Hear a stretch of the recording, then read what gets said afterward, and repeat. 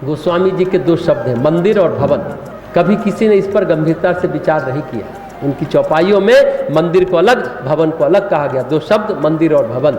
ऐसे लोगों के लिए मंदिर क्या है और भवन क्या है। हम लोग भी आज शरीर को ही सर्वोपरि मान के जीते मरते, कुछ भी कटते लड़ते पड़े रहते हैं, जबकि शरीर नाशवान है। विभीषण को समझ में आ रहा है, हम लोग को समझ में नहीं आ रहा। कहने का अर्थ है जिसकी शरीर के प्रति आस्था होती है, सुख भोगों के प्रति आस्था होती है, ऐसे लोगों के लिए भगवान गीता में क्या कहते हैं 16वें अध्याय में, जब श्रद्धा त्रय विभाग बताते हैं, दैवी संपत्ति और आसुरी संपत्ति के बारे में बताते हैं।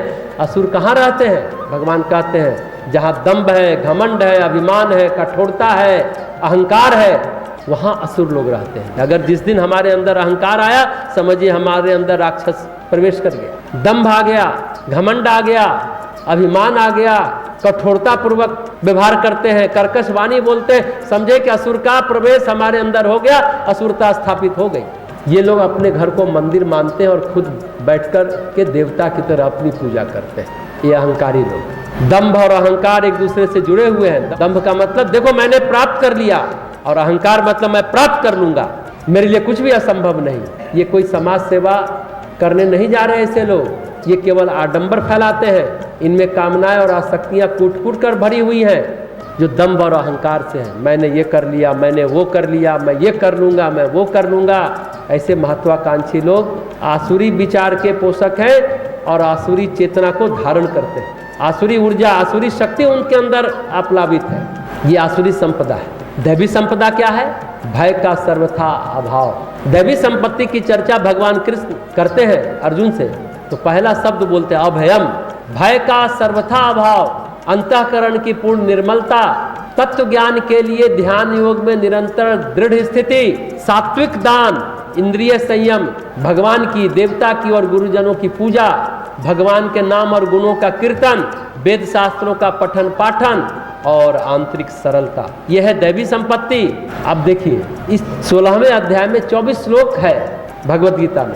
24 श्लोक से जितनी बातें भगवान कृष्ण ने अर्जुन को कहा, गोस्वामी जी ने चौपाइयों में सारी बातें कह दी। जप से, तप से, व्रत से, नियम से अगर सात्विक श्रद्धा का पोषण नहीं किया तो शिव भक्त बनते बनते रावण बन जाओगे। गोस्वामी जी बहुत अच्छी बात कर रहे हैं।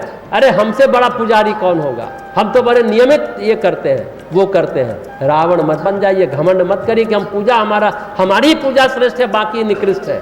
तो शिव भक्त बनते बनते रावण न बन जाए।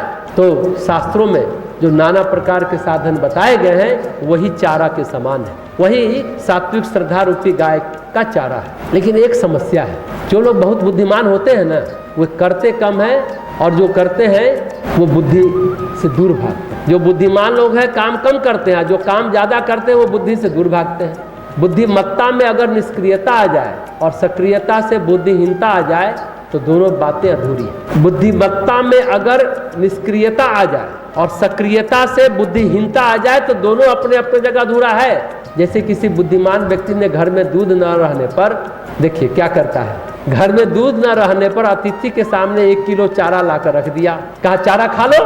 क्यों? अरे चारा से ही तो दूध बनता है, तुमको हम सोर्स मटेरियल दे रहे। अरे अतिथि पशु तो नहीं है ना जो चारा खा ले, अतिथि का तो अपमान हो गया। तो सांसारिक व्यक्ति के सामने चारा परोसना भी अपमान है। साधना और सत्कर्म हम बहुत करें, यम नियम का पालन हम बहुत करें, परंतु यदि श्रद्धा न हो, इसका अर्थ यह है चारा तो है, गाय नहीं है। रावण ने बहुत जप तप यम नियम बहुत किया, लेकिन उसके पास श्रद्धा रूपी गाय नहीं है, तो चारा किसको खिलाएगा? कहने का तात्पर्य है चारा होना भी पर्याप्त नहीं है और गाय का होना भी पर्याप्त नहीं है, दोनों बात।